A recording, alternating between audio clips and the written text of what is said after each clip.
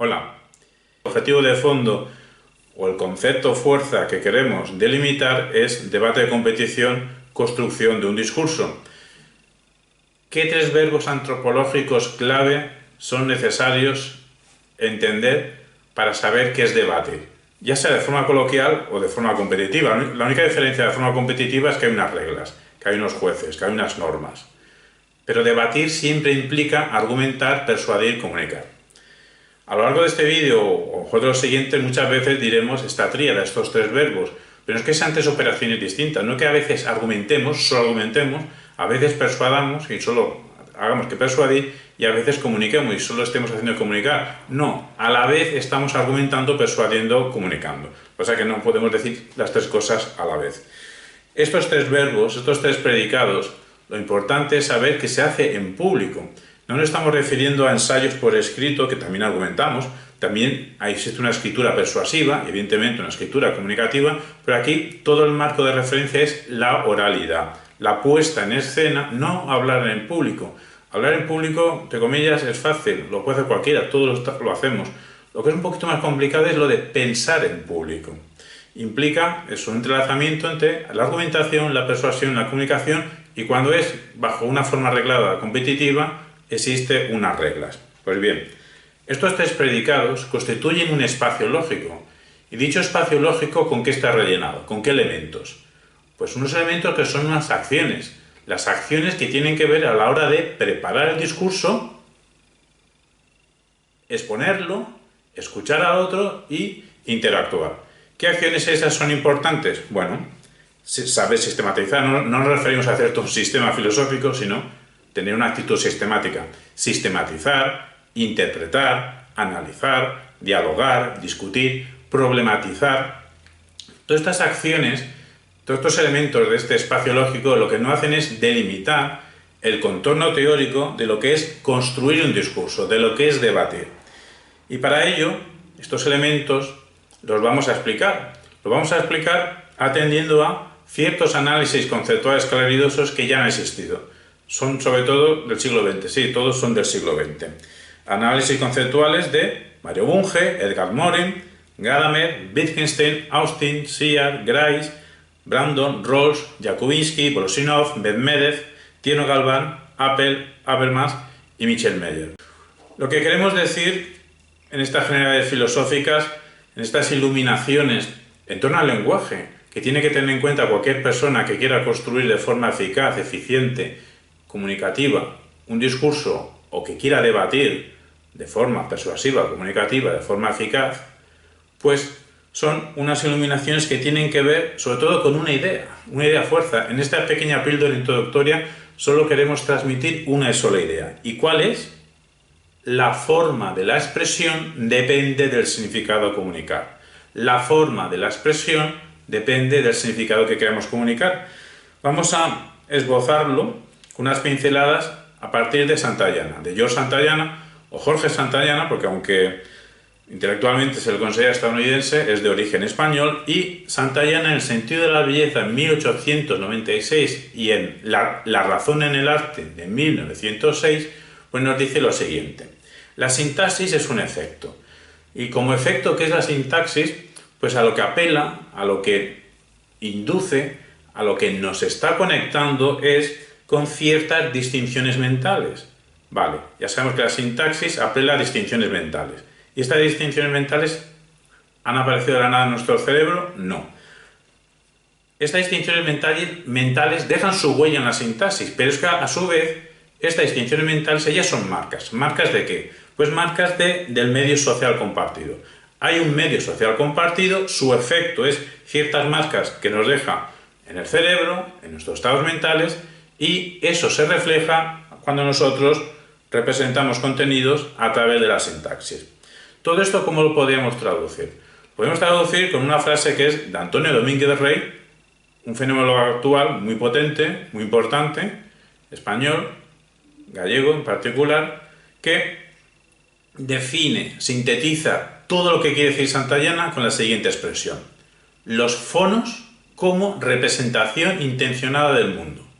Los fonos, los sonidos son sonidos simplemente, no son materia física, que lo son. pero los fonos es una representación intencionada del mundo. ¿Esto tiene una repercusión en este marco de fondo que es construcción de discurso, debatir? Pues sí. El deslizamiento que hacemos nosotros, que acabamos de decir de Santayana, de que los fonos son una representación intencional del mundo, nosotros sacamos la siguiente repercusión. Las distintas estrategias de la actividad debatística optimizan los distintos recursos de la razón sonora. ¿Cuándo? A la hora de expresarlos en público. No podemos pasar por alto tampoco la fenomenología de Edmund Husserl. Estamos ya en el continente europeo. Hemos pasado de Estados Unidos, aunque Santayana luego emigró a Italia. Estamos en Europa, estamos en la fenomenología, estamos en Edmund Husserl, estamos a principios del siglo XX. 1900 es el último año del siglo XIX y de 1900 es Investigaciones Lógicas 1 de Edmund Husserl. Se puede sintetizar con una sola proposición, con simplemente 6 palabras. Cada expresión apunta a un significado. Cada expresión apunta, se dirige, tiende a un significado. Ciertamente, a la hora de debatir, emitimos sonidos verbales y esos sonidos verbales nosotros los animamos de sentido. ¿Qué es lo que nosotros cogemos de Husserl y queremos compartir? Pues lo que nos dice Husserl de que en todo acto comunicativo, en todo discurso comunicativo, el núcleo más importante queda constituido por 2 tipos de actos. Los actos de la significación y los actos de cumplir dicha significación, cumplir una intención comunicativa. Porque Husserl tiene claro de que no se trata de intenciones vacías, no se trata de meros propósitos que tenemos en la cabeza. Eso son, como acabamos de decir, propósitos. Lo que importa aquí, como luego nos dirá Richard Wolge, filósofo analítico británico de la segunda mitad del siglo XX, es que lo que importa son las intenciones realizadas. Pues Husserl dice planificación intencional. Esa intención tiene que llevar a cabo, tiene que conectar con una significación que el otro capte. Lo que nos dice Husserl es que el otro no lo va a captar exactamente igual que nosotros.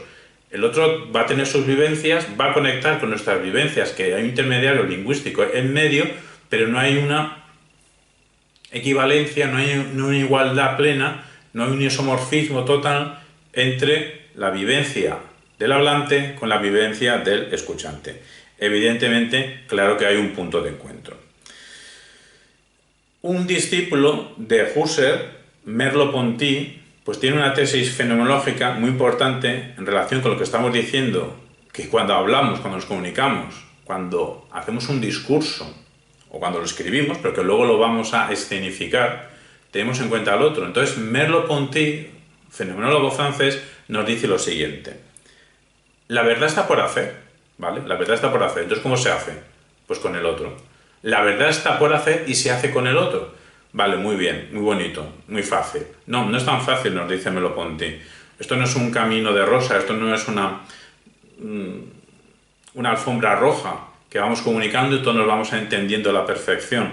Aquí hay una lucha, aquí hay una dialéctica, aquí hay un conflicto. Nos dice Merleau-Ponty que la verdad está por hacer, se hace con el otro, pero en un hacer que es un conflicto. Hay unas rivalidades, hay unas tensiones. La búsqueda de esa realidad común, nos dice Merleau-Ponty, conlleva rivalidad, disputa, conflicto.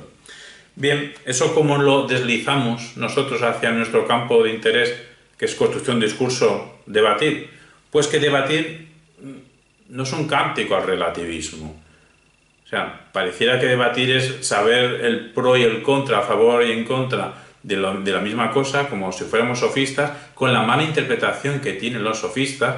Aquí no nos da tiempo para explicarnos, pero queremos hacer una reivindicación positiva de los sofistas. Tener en cuenta la doble perspectiva ante un problema, eso no quiere decir que hay en el relativismo. Se le acusó de forma quizá perversa por parte de Platón y sus seguidores a los sofistas, cuando los sofistas son los pioneros de la lingüística, son los protolingüistas, los sofistas. Lo que queremos decir es que debatir no es un cántico al relativismo, más bien un juego colectivo en pro de la dimensión común, una verdad siempre por hacer a la que solo podemos acercarnos entrelazándonos. Bien, entrelazándonos Y vamos nosotros a entrelazar. ¿Y cómo nos entrelazamos? Con la voz. Estamos todavía en el marco de la fenomenología, aún no nos hemos ido al último campo que vamos a ir, será Ortega y Gasset dentro de poco tiempo. Pues la fenomenología a la voz le da una importancia suprema. La fenomenología otorga una relevancia semántica a la voz. ¿Por qué? Porque la voz es un fenómeno físico externo, idóneo, para que el escuchante conecte con nuestra conciencia. Pero que lo que acabamos de decir con todo es que nos advierte Husserl que no existe una equivalencia, no existe una igualdad de vivencias entre los interlocutores. Por lo que al escuchante no le queda otra que ponerse en una actitud de escucha, en una actitud de suposición interpretativa. Tiene que suponer interpretaciones el escuchante de lo que el emisor, el hablante, está comunicando, de sus actos de significación. Pasa que, como hemos dicho en un principio, el hablante no tiene simplemente que hacer significaciones y ya está. Tiene que intentar significaciones, pero luego tiene que intentar realizarlas. Tiene que espabilarse de tal manera que lo que diga, lo diga de cierta manera para que el escuchante lo entienda. Porque si no, no habrá dicho absolutamente nada. Será un acto autista, un acto privado, etc. ¿Cómo deslizamos lo que acabamos de decir de Husserl, de que el escuchante mantiene una suposición interpretativa al mundo del debate, al mundo de la construcción de discursos? De la siguiente manera: debatir es muy fácil, solamente requiere escuchar. La primera gran operación que tiene que hacer el debatiente es escuchar. Pues bien, debatir requiere escuchar. De ahí que la voz del otro nos exige establecer un vínculo ontológico, un vínculo con ambas realidades, es que el que escucha y el que habla. De ahí que la voz del otro nos exige establecer un vínculo ontológico con cierto tipo de materia, que son los sonidos. Los sonidos producidos por el otro. Así, de esta manera, debatiendo, se produce un vínculo fónico, un vínculo de sonidos entre dos cuerpos, bueno, o más cuerpos, pero al menos dos cuerpos, y esos cuerpos son lenguaje en sí mismo. El cuerpo es lenguaje en movimiento. Continuamos y acabamos con Ortega y Gasset, que ya hemos dicho que es la última estación iluminativa de esta introducción general. Ortega y Gasset ya en 1915 impulsa una, perdón por el palabra, noología de la significación. Luego lo recupera en 1946 cuando anuncia una nueva filología. No sabemos si esa nueva filología puede encajar con la concepción analítica de la filosofía, pero sí que hay bastante interrelación en elementos comunes. Sobre todo con su proposición básica. Es que, como nos explica Antonio Domínguez de Rey, podemos resumir toda la lingüística o protolingüística, pensamiento lingüístico de José Ortega y Gasset con la siguiente proposición: pensar es decir, pensamiento igual al lenguaje. Y con esta proposición básica, fundamental, fundante, podríamos decir, de esa nueva filología de Ortega y Gasset, de que pensar es igual a decir, pues Ortega y Gasset se situó, sin saberlo, a lo mejor sin tener plena conciencia, en el giro lingüístico de la filosofía que aconteció en todo el siglo XX, aunque Ortega y Gasset estaba al tanto de los avances en filosofía que se hacían en Europa y en Estados Unidos. Entonces, posiblemente tuviese cierta conciencia de que él se estaba situando en el giro lingüístico de la filosofía. Y es que, como nos dice Antonio Domínguez Rey, podemos resumir todo este pensamiento lingüístico de Ortega y Gasset, aparte de esta frase de pensar es decir, si tenemos que explicarlo un poquito más, una frase un poquito más larga, de Ortega y Gasset, ¿qué frase sería? La siguiente: que el fenómeno básico de la lengua es tener que decir algo a alguien, pero bueno, a ser posible con claridad comunicativa. La lengua, el lenguaje, consiste en tener que decir algo a alguien. Y el añadido que recoge Ortega y Gasset, que comparte, que nosotros asumimos y compartimos, es que cuando comuniquemos, pues que sea con claridad. Es ahí la elegancia que invoca Ortega y Gasset al filósofo, de que la claridad tiene que ser la elegancia del filósofo. Seguimos con Antonio Domínguez Rey, que nos explica Ortega y Gasset y nos lo conecta con Ángel Amor Ruibal. Y nos dice Antonio Domínguez Rey que la gramática en ciernes de Ortega y Gasset, unida con los planteamientos lingüísticos, cognitivos de Ángel Amor Ruibal, un filólogo español de principios del siglo XX, Pues ambos dos proyectos contribuyeron a la constitución en el siglo XX de la lingüística como ciencia, de la ciencia del lenguaje. La ciencia del lenguaje tiene elementos fundantes en Francia, en Saussure, en la filosofía del lenguaje alemana, a partir de Humboldt, pero también tiene un impulso hispano a través de Ángel Amor Ruibal, a través de Ortega y Gasset y otras figuras que ahora no nos da tiempo a desarrollar.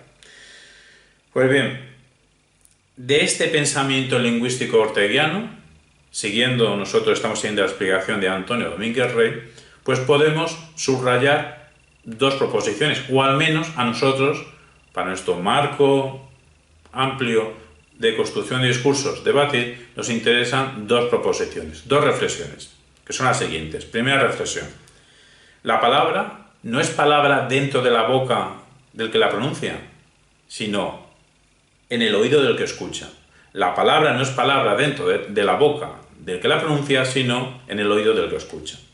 Y la siguiente proposición es: fondo y forma se interrelacionan. Hay una interrelación mutua entre el fondo de lo que se dice y la forma en lo que se dice. Bueno, en tiempos de Ortega y Gasset, con sus correspondencias con Pío Baroja, con Azorín, pues ya sabemos que la generación del 98 y con Unamuno, bueno, había una rivalidad intelectual entre Unamuno y Ortega y Gasset, pero podemos extrapolar a la generación del 98 en general. Ortega y Gasset es un poco posterior, es más joven que ellos, pues esta idea básica de que el fondo y la forma a la hora de escribir, la generación del 98 se refería a la hora de escribir, pues están en correlación. Lo que quiera decir, pues va a conectarse con lo que digo, con la forma que lo digo, etc. Pero luego, fuera de nuestra tradición hispana, en la tradición de la teoría crítica germana, Adorno, sobre toda su etapa intelectual, mitad del siglo XX, pues también enfatizó muchísimo la conexión entre el fondo y la forma. Pero también se refería a la escritura. Lo que pasa es que podemos extrapolar esta fusión fondo-forma en la escritura, nosotros estamos extrapolando a la oralidad. Y ya hemos acabado. Simplemente pues queremos añadir una última iluminación que tiene que ver con la tradición que, partiendo de Max Weber, llega a Habermas, de los distintos tipos de racionalidades que podemos vislumbrar y que se pueden aplicar a la hora de construir un discurso, a la hora de debatir. Por ejemplo, podemos distinguir, siguiendo a Max Weber, de que se puede debatir bajo una racionalidad instrumental, es decir, calculando los medios para el fin que tengamos. Pero también podemos debatir bajo una racionalidad de los valores, para mejorar. Y entonces, en este sentido, el valor más interesante será el valor racional. Pero no podemos olvidarnos, ahí el subrayado que nos hace Habermas con su teoría de la acción comunicativa, su voluminoso texto de la teoría de la acción comunicativa, en la que nos dice que también existe una racionalidad comunicativa, que es la que existe entre dos sujetos con capacidad de pensamiento y capacidad de lenguaje cuando interactúan, cuando establecen relaciones interpersonales. Y ya sin más, acabamos sintetizando diciendo lo siguiente, que en definitiva, construir un discurso, debatir, conlleva una dimensión estratégica, cuyo análisis, para saber de qué va esta dimensión estratégica o cómo operamos a la hora de ser estratégicos cuando construimos un discurso y luego cuando debatimos, pues lo haremos mejor, o esa es nuestra intuición, si estamos al tanto de ciertas ideas, de ciertos conceptos. ¿Qué conceptos son esos que hay que analizar? Las ideas de sistema, la idea de interpretación, la idea de análisis, la idea de diálogo, la idea de discurso y la idea de problema.